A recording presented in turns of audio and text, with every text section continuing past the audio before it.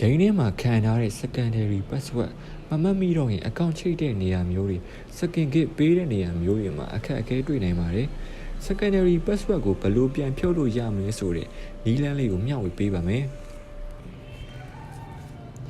ဖြုတ်နည်းလေးကတော့လွယ်ကူရိုးရှင်းပါတယ်။အပေါ်ကအမှန်ချစ်လေးကိုထောက်လိုက်ရင် OK နဲ့ cancel ဆိုပြီးနှစ်မျိုးပေါ်လာပါလိမ့်မယ်။ OK ကိုနှိပ်ရပါမယ်။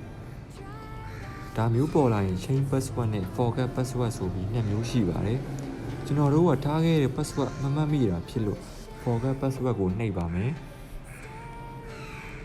forget password နှိပ်လိုက်ရင်ဒါမျိုးကြာလာပါလိမ့်မယ်။မေးနေတဲ့ password ကိုဖြုတ်ချခြင်းတာဖြစ်လို့ submit secondary password disable request ကိုနှိပ်ပါမယ်။နှိပ်ပြီးရရင်ချက်ချင်းပြုတ်မှာမဟုတ်ပါဘူး။9ရက်ပြည့်မှ password ကိုဖြုတ်ချပေးမှာဖြစ်ပါတယ်။9ရက်အတွင်း